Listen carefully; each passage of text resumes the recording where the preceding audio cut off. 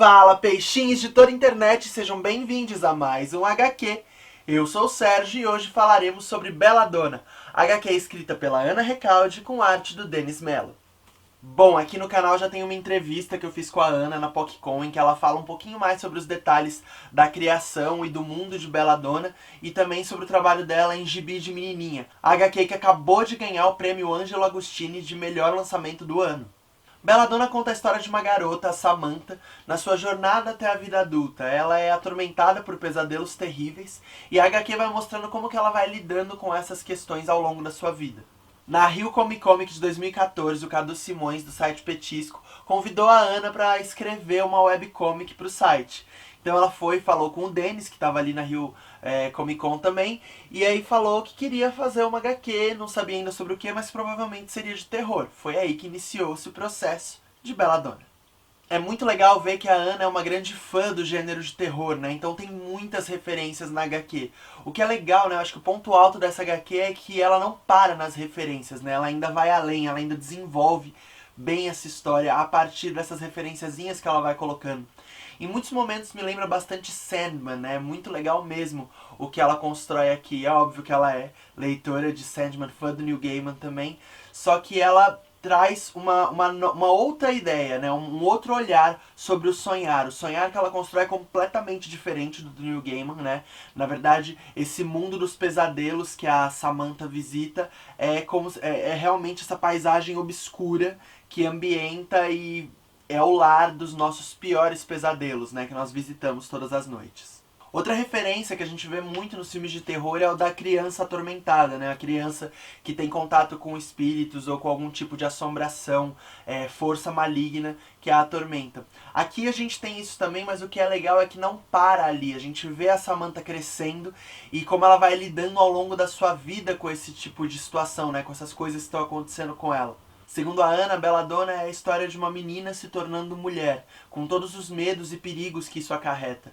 Eu acho legal porque é um modo desromantizado de tratar esse crescer, esse tornar-se mulher. E é muito interessante as metáforas que ela vai colocando e como ela vai trabalhando isso ao longo da história. A gente vai passando pela descoberta do primeiro amor, a perda desse primeiro amor, a descoberta de habilidades e faces de nós mesmos que nós desconhecíamos. É muito bom acompanhar, por exemplo, como a Samantha ela teme os pesadelos, mas a partir do momento que ela começa a enfrentar os próprios medos, ela se torna uma grande ameaça. Ela acaba se empoderando nesse sentido. Outra coisa que eu acho muito forte nessa HQ é que a Samantha ela não é a típica garota indefesa, né? Logo no primeiro capítulo a gente já começa a ver que ela tem sim alguns traços de perversidade. Tem um momento que é muito legal mesmo, né? Que ela criança, ela vê o cachorrinho dela entrando numa estufa e ela, sabendo que ele vai morrer asfixiado lá, ela só para e observa.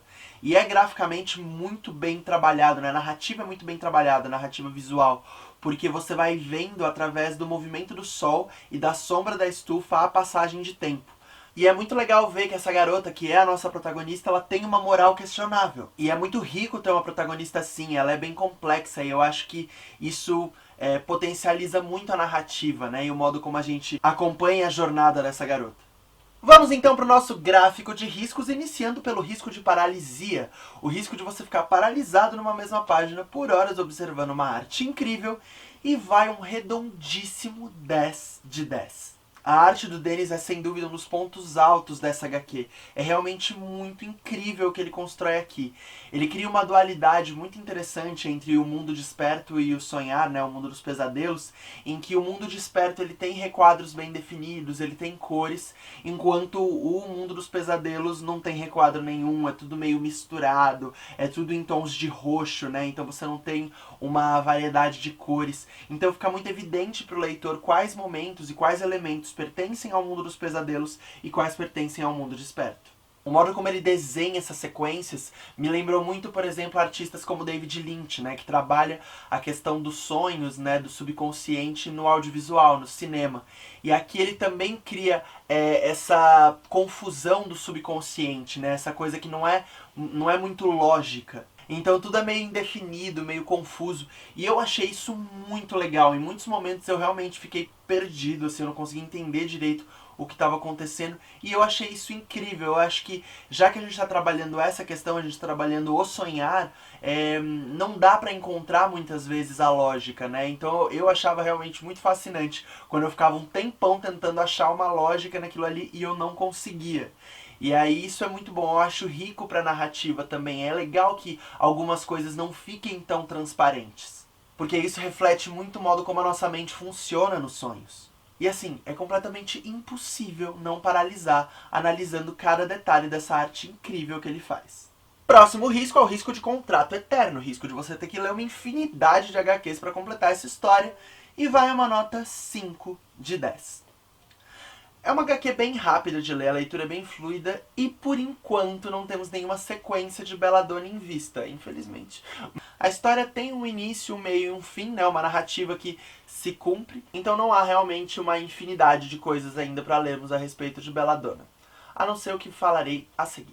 Indo então para o risco de fandom, risco de surgirem milhares de fanfics, fanarts, adaptações desse universo, vai uma nota 9 de 10.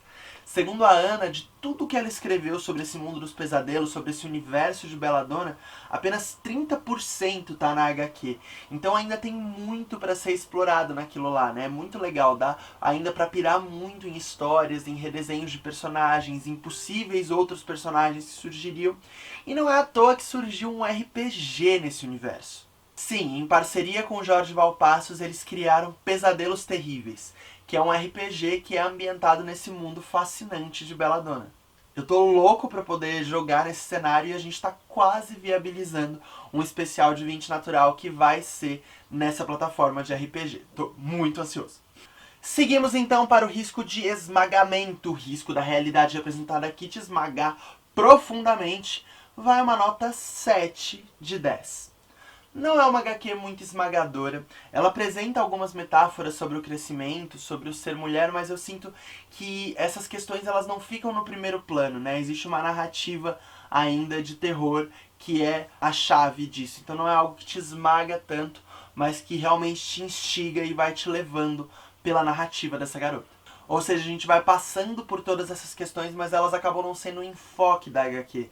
E ao enfrentar todas essas dificuldades, essa Samantha ela vai muito mais se empoderando do que se esmagando, né? Eu acho que a gente vai acompanhando um pouco ela nessa trajetória também, durante a leitura.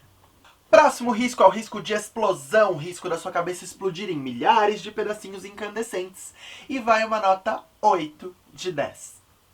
A narrativa é muito instigante, é muito legal realmente acompanhar e você vai ficando cada vez mais curioso para saber quem são essas personagens, qual é o destino da Samantha e para onde que isso tudo tá levando. Eu confesso que eu achei o final um tantinho corrido, mas isso se explica porque o Dennis teve seu braço quebrado pela polícia em uma manifestação na época que eles estavam desenhando e escrevendo Belladonna. Então eles realmente, quando ele voltou a poder desenhar, eles estavam com um prazo bem apertado, então é um pouquinho corrido. E aí você acaba sentindo isso, porque toda a HQ é tão consolidadinha, tão bem construída, as coisas vão se dando com tanta calma, e aí o final ele é um pouquinho abrupto. Né? Não que isso atrapalhe a HQ, porque ela continua sendo muito legal mesmo, o final é satisfatório, mas a gente acaba sentindo um pouquinho que as coisas estavam sendo construídas com muito mais calma, e aí no final elas são um tantinho corridas. Vamos ao risco final, risco pombo correio, o risco de você sair por aí indicando essa HQ pra todo mundo ler, e vai uma nota 9 de 10. Belladonna é uma HQ nacional de terror que é incrível, o roteiro é muito legal, a leitura é fluida e a arte é sublime. Você vai passando por essa história e quando você vê, você já tá morrendo de saudade dessas personagens e desse universo. Ela pode ser lida inteira online, mas também tem essa edição da editora Avec que é muito legal, é muito bonita mesmo, tipo, as páginas são num material muito bom, que realmente valoriza a arte do Dennis, né, e deixa tudo muito incrível. É muito legal poder ler a cópia física e ter em mãos, porque isso ajuda muito a narrativa e o modo como as coisas vão sendo construídas. Eu sempre reitero aqui como é importante a gente poder dar espaço para essa produção nacional que trabalha gêneros tão populares como o terror ou a ficção científica, por exemplo. É muito legal poder ter um material de tanta qualidade e que cria uma história dentro da nossa realidade, né? Uma história que pode se passar dentro do nosso país, das nossas cidades, com personagens que se parecem com nossos vizinhos. Então não deixem de conferir Belladonna, porque vale muito a pena. Quer ficar mais próximo da gente daqui do canal? Ter acesso à nossa comunidade, a conteúdos exclusivos adiantados? Aqui na Maré Geek a gente tem um compromisso muito grande com contar histórias. Nós queremos trazer mais representatividade para o mundo nerd e transformar alguns conceitos que estão tão enraizados ainda nessa comunidade. Com a nossa websérie Desaventureiros a gente consegue fazer isso mais na prática, né? Trazendo um conteúdo audiovisual de fantasia medieval com personagens mais plurais e com questões mais diversas. Claro que isso não é nem um pouco fácil e muito menos barato. Por isso a gente está lançando essa oportunidade de vocês contribuírem com a gente. A gente está na plataforma do Catarse, onde vocês podem contribuir, e as recompensas são as mais diversas. Mesmo que você possa contribuir com pouco, você já ajuda muito a gente e já vai ter acesso à nossa comunidade, onde está toda a equipe de todos os nossos programas e onde a gente discute uma série de tópicos dentro do universo dos programas daqui da Maré Geek. A gente também realiza algumas lives exclusivas dentro do grupo, e lança também os roteiros de Desaventureiros, entre outros materiais bônus. Se você gostou desse vídeo, não esquece de clicar em curtir aqui embaixo, compartilhe com seus migs e se inscreve aqui no canal da Maré Geek, para ficar sempre por dentro de todo o conteúdo que a gente lança. E não se esqueçam que amanhã tem um episódio novinho da nossa websérie Desaventureiros. Então é isso, pessoal, muito obrigado e até semana que vem.